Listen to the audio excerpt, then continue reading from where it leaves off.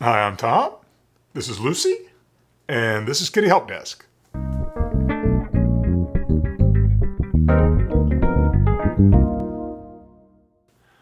So today I just wanted to talk for a moment about failure.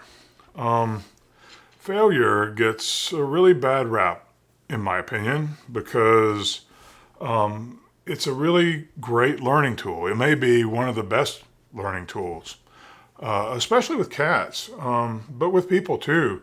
We learn so much when we attempt something and fail. In fact, I would guess, even though we can't quantify this, I would guess we're learning more when we fail than in other instances of learning. So when our cats fail as we're trying to teach them things, it's very important to understand that that's part of the learning process.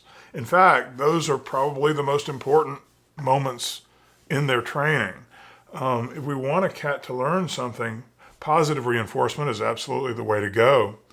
But when they fail at doing something and it doesn't earn that reward, that's also an impactful moment. The reason I mention all of this is because it's very important when you're working with cats that you not expect success right away. Don't expect them to learn rapidly. Cats often learn relatively slowly because they, in the wild, wouldn't get exposed to a tremendous number of new stimuli from day to day. And so most of their experiences are going to be sort of repetitions of the same sorts of things over and over.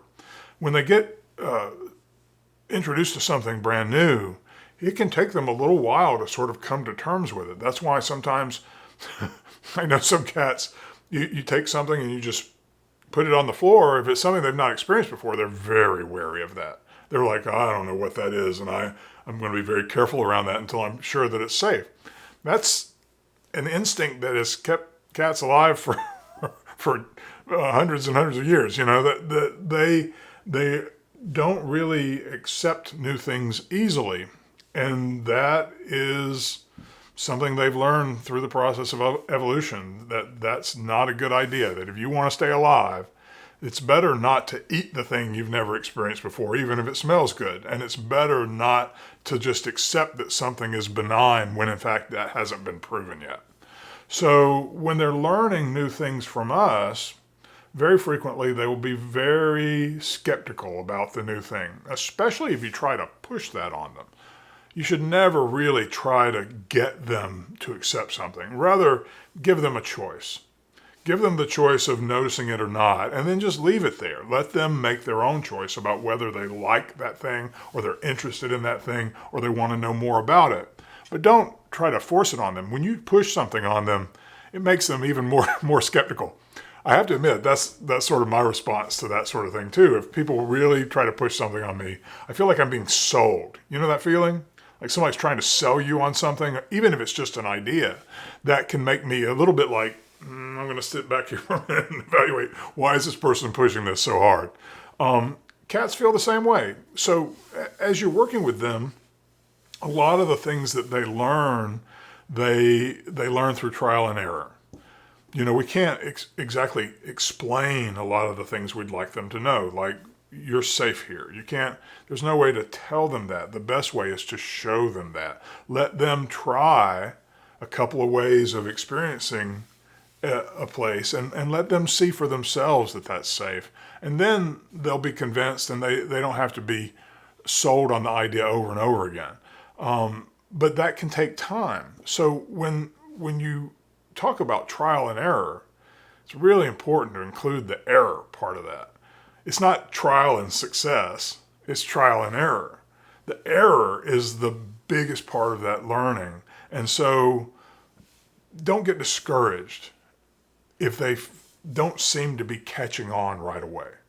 They are learning. Cats are latent learners. That means that they are learning passively all the time. They are picking up everything that's going on around them. They are remembering a lot of things that you think they don't remember. Now, they're going to remember things that happen repeatedly better than they're going to remember a one-off situation. Because when things happen repeatedly, that forms a significant memory. That forms an expectation of what will happen in that circumstance. Whereas a one-off, that could be anything, and it's unlikely to be repeated. If it hasn't repeated itself, in a reasonable length of time, it's unlikely that's going to be repeated, pretty soon. So that's easy enough to kind of let that go a little bit. But if that thing were to repeat itself again, they're going to rethink that and be like, wait, I think that happened before. Maybe this is an ongoing thing. This is the process of learning. This is how cats learn. And so don't be discouraged when they don't learn everything immediately the first time you try to show them, or the second time, or the 10th time. They are actually learning these things, but you have to also understand they have a choice. They really are not, bred to want to please us. Cats really are their own individuals, and they really need the opportunity to make their own choices about things. So if they don't seem to be responding in the way you'd like, maybe you didn't make the option you wanted them to take attractive enough.